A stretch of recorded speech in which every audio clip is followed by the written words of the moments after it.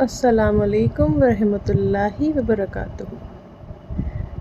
ہاں تو بچوں، لاسٹ کلاس میں ہم نے یہاں تک جانا تھا کہ حضرت امام حسین مجبور ہو گئے تھے مدینہ منورہ چھوڑنے کے لیے، اور وہ ہجرت کر رہے تھے مکہ مکرمہ کی طرف۔ 28 رجب کو مدینہ شریف حضرت امام حسین نے چھوڑ دیا تھا۔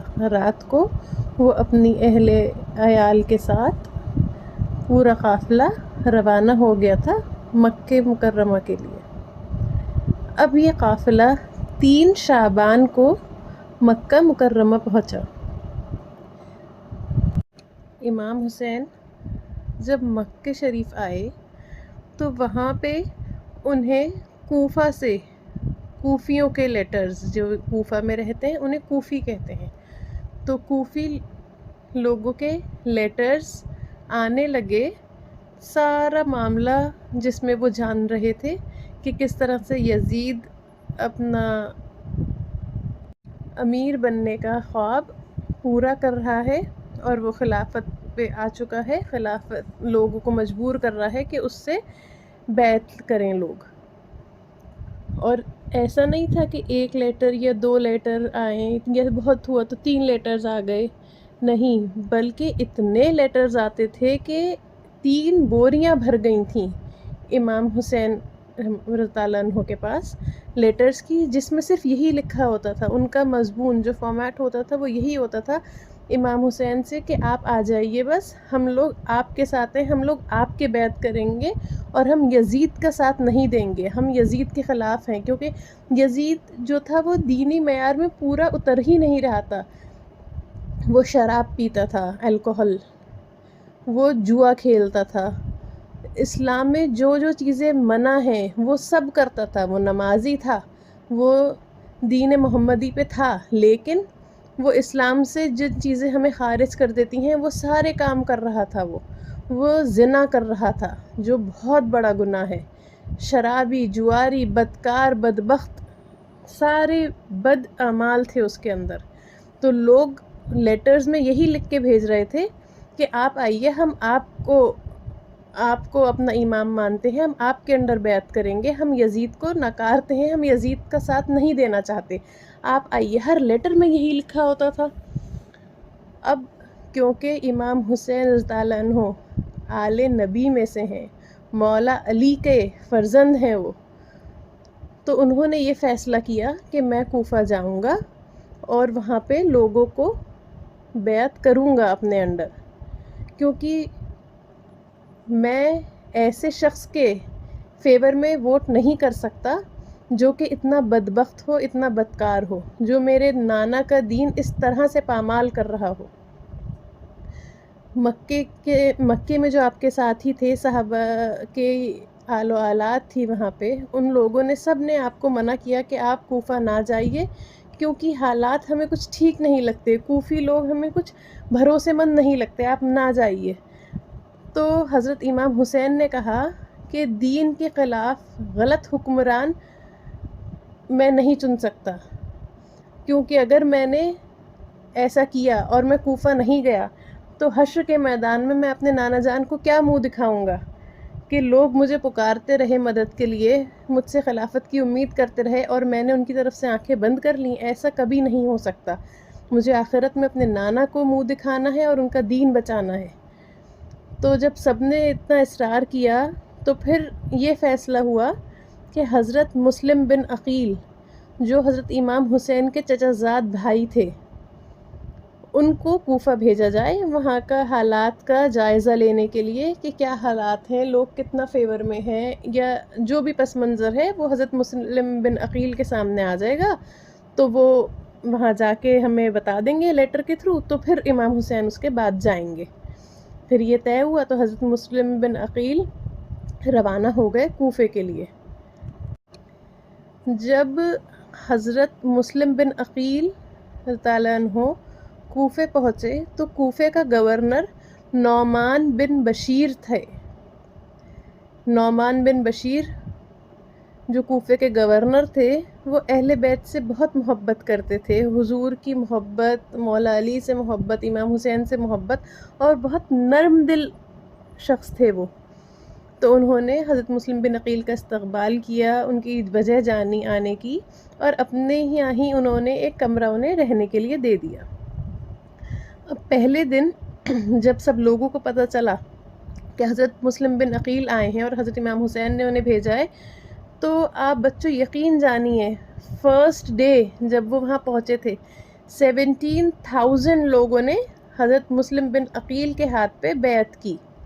مطلب ایک طرح سے انہوں نے حضرت امام حسین کو اپنا امیر، اپنا خلیفہ چن لیا تھا. پہلے دن میں ہی انہوں نے 17,000 لوگوں نے بیعت کری. اور جیسے جیسے دوسرا اور پھر تیسرا دن ہوا تو دوسرا دن ڈھلتے ڈھلتے تک 40,000 لوگ کوفے کے حضرت مسلم بن عقیل کے ہاتھ پہ بیعت کر چکے تھے. جب کوفے کا یہ حال دیکھا، یزید کے فیور میں جو لوگ تھے ان لوگوں نے یزید کو ایک لیٹر لکھا اور کہا کہ حضرت نعمان بن بشیر جو ہیں وہ تو بہت ہی سافٹ ہارٹنڈ ہیں، اور ان کا رویہ جو ہے بہت ہی مطلب زیادہ سخت نہیں ہے حضرت مسلم بن عقیل کے اگینسٹ، اور وہ دن جلد ہی آئے گا جب حضرت مسلم بن عقیل جو ہیں وہی کوفہ کے گورنر بن جائیں گے اور حضرت نعمان کو وہ ہٹا دیں گے. یہ لیٹر یزید کو ملتے ہی یزید نے اپنا ایک آدمی بھیجا حضرت مسلم بن عقیل کے اگینسٹ اپنا ایک آدمی بھیجا، عبید ابن زیاد. وہ پہلے سے ہی ایک جگہ کا گورنر تھا یزید کے پروونس میں. یزید نے اس کو لیٹر بھیجا کہ تمہیں میں ایک اور پروونس دیتا ہوں، یعنی کہ ایک اور ایریا دیتا ہوں گورن کرنے کے لیے، کوفہ. اب تم کوفے کے گورنر ہو، تم وہاں جاؤ، نعمان بن بشیر کو قید کرو اور تم کوفے کے گورنر ہو.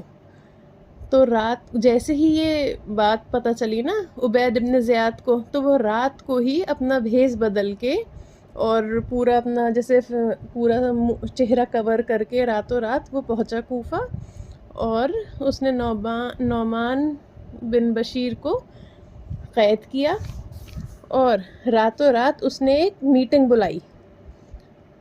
اور میٹنگ میں جتنے بھی کوفے کے بڑے بڑے لوگ تھے، لینڈ لارڈس تھے، جو بھی تھے، ان سب کو بلا کے ان کو بلیک میل کیا، ان کو اچھا برا بتایا، ان کے فیملیز کو بولا کہ تھریٹنڈ کیا کہ ہم تمہاری فیملیز کو ایسے ایسے کر دیں گے، تم سب حضرت مسلم بن عقیل کے اگینسٹ ہو جاؤ ورنہ ہم تمہارے اگینسٹ مطلب جنگ کر دیں گے، تمہاری فیملیز کو قتل و غارت کر دیں گے. تو سب ڈر گئے. تو اگلے دن جب ظہر کی نماز کے لیے حضرت مسلم بن عقیل مسجد میں گئے تو ان کی نماز جب انہوں نے نماز شروع کری، جب انہوں نے نیت باندھی، امامت کر رہے تھے وہ، تو امامت نیت باندھنے کے بعد کم سے کم 11 صفحے تھیں جب انہوں نے نماز پڑھنی شروع کری. پر جب انہوں نے سلام پھیرا تو ان کے پیچھے کوئی نمازی نہیں تھا، کوئی نماز نہیں پڑھ رہا تھا. راتوں رات سارا معاملہ بدل گیا تھا. وہیں سے حضرت مسلم بن عقیل کو اریسٹ کیا عبید ابن زیاد کی فوج نے، اور پھر وہاں کی جو سب سے اونچی عمارت تھی وہاں سے ان کو نیچے پھینک دیا مطلب، اور پھر ان کو ہینگ کر دیا اس عمارت کی سب سے اونچی وال سے. اس طرح حضرت مسلم بن عقیل شہادت کا جام چکھ لیے اور جنت میں چلے گئے.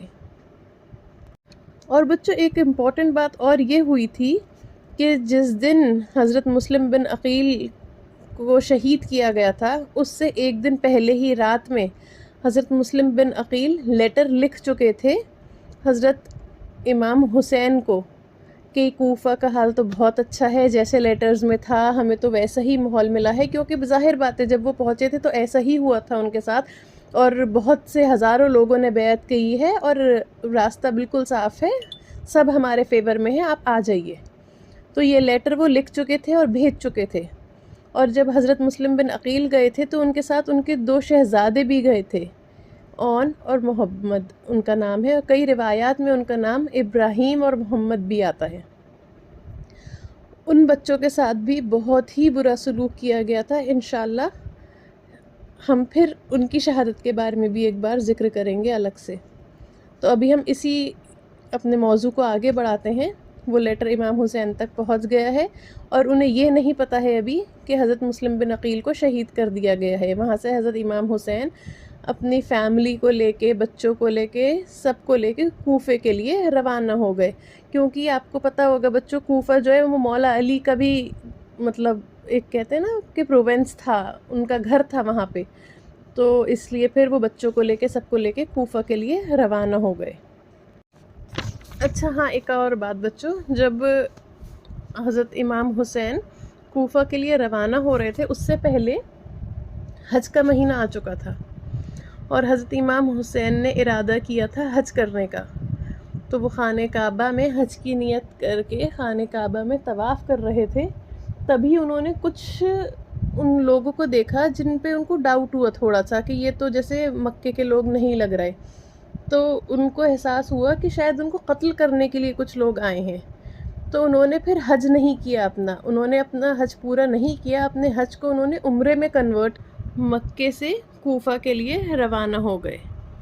اب جب وہ کوفے کے لیے روانہ ہوئے تو راستے میں انہیں ایک شاعر ملا جسے ہم پوئٹ کہتے ہیں، اس کا نام فرزخ تھا۔ تو اس نے انہیں بتایا کہ آپ کوفہ نہ جائیے، کوفیوں کے دل تو آپ کے ساتھ ہیں پر تلواریں آپ کے ساتھ نہیں ہیں۔ اور پھر انہوں نے آگے انہیں یہ بھی بتایا کہ حضرت مسلم بن عقیل کا کیا حال کیا ان لوگوں نے، اور حضرت امام حسین اس وقت تک آدھا راستہ طے کر چکے تھے، لیکن وہ آل نبی تھے، مولا علی کے شہزادے تھے۔ انہوں نے کہا اب میں پیچھے نہیں مڑوں گا، اب جس راستے پہ میں چل پڑا ہوں اسی راستے پہ چلوں گا، اور میں آگے جاؤں گا، اور میں جس طرح حضرت مسلم بن عقیل شہید ہوئے اسی راہ میں چلوں گا، اور میں حق پہ رہوں گا۔ پھر حضرت امام حسین آگے بڑھے، وہ تھوڑا ہی آگے گئے تھے تو انہوں نے دیکھا کہ ایک بڑی سی فوج ان کی طرف آ رہی ہے۔ اس فوج کا ہیڈ تھا حر بن یزید۔ ابھی تک حضرت حر جو ہیں، ہم انہیں حضرت حر نہیں کہیں گے کیونکہ ابھی تک وہ امام حسین کے خیمے میں نہیں آئے، ابھی تک وہ یزید کی طرف سے لڑ رہے ہیں۔ تو حر بن یزید نے امام حسین کو روکا اور دو الگ الگ سپاٹس پہ روکا۔ ایک جگہ سے ان کا راستہ موڑ دیا قافلے کا، پھر دوسری جگہ جب وہ جانے لگے تو وہاں سے کہا نہیں، آپ یہاں سے بھی نہیں جا سکتے، آپ اب ادھر چلے جائیے۔ وہ جاتے جاتے جب ایک مقام پہ پہنچے تو حضرت بی بی زینب نے کہا، ان کی جو بہن ان کے ساتھ تھیں کیونکہ پوری فیملی ان کے ساتھ تھی، تو انہوں نے کہا کہ بھائی یہاں سے جلدی نکلیں، یہاں کا نا ماحول مجھے کچھ عجیب سا لگ رہا ہے، اس یہاں کی ریت میں سے نا مجھے کچھ اچھا نہیں لگ رہا، مجھے کچھ عجیب سی اسمیل آ رہی ہے۔ تو حضرت امام حسین پوچھتے ہیں کیسی اسمیل؟ تو وہ کہتی ہیں اس یہاں کی مٹی میں سے نا مجھے آپ کے لہو کی، آپ کے بلڈ کی اسمیل آ رہی ہے۔ تو امام حسین کہتے ہیں اچھا، وہاں پہ جو وہاں کے مقامی لوگ تھے تھوڑا بہت دور میں، کیونکہ وہاں سے پاس میں ایک ندی بہہ رہی تھی، تو ایک چھوٹا سا وہاں پہ ولیج ٹائپ بھی تھا، تو انہوں نے وہاں پوچھا کہ کسی سے پوچھا کہ اس جگہ کا کیا نام ہے؟ تو کسی نے بتایا اس جگہ کا نام نینوا ہے۔ پھر انہوں نے کسی اور سے پوچھا کہ ارے اس جگہ کا نام کیا ہے؟ تو کسی نے کہا اس جگہ کا نام غزاریہ ہے۔ پھر کسی اور سے پوچھا، اس نے کہا اس جگہ کو نا شاہت الفرات بھی کہتے ہیں۔ تو ایک بہت بزرگ جا رہے تھے تو انہوں نے پھر تھوڑا آگے چل کے پوچھا کہ اس جگہ کا کیا نام ہے بابا جی؟ تو انہوں نے بتایا ہاں اس جگہ کو نا کربلا بھی کہتے ہیں۔ تو حضرت امام حسین کہتے ہیں بس ہم یہیں اپنے خیمے لگائیں گے اب۔ تو امام حسین نے اور ان کی پوری جو ان کے ساتھ ان کی فیملی تھی، جتنے بھی 72 شہداء تھے، ان سب نے وہاں پہ اپنا کیمپ لگا لیا، اور اب وہ وہاں پہ کیمپ لگا کے وہاں رک گئے۔ تو بچوں آج کی ہم یہ کلاس یہیں پہ ختم کرتے ہیں، اگلی کلاس میں ہم اس کے آگے کنٹینیو کریں گے انشاءاللہ العزیز۔ اللہ تعالیٰ سے دعا ہے اللہ تعالیٰ آپ کو اور مجھ کو ایمان پہ ثابت قدم رکھے اور خاتمہ ایمان بالخیر کرے، آمین یا رب العالمین۔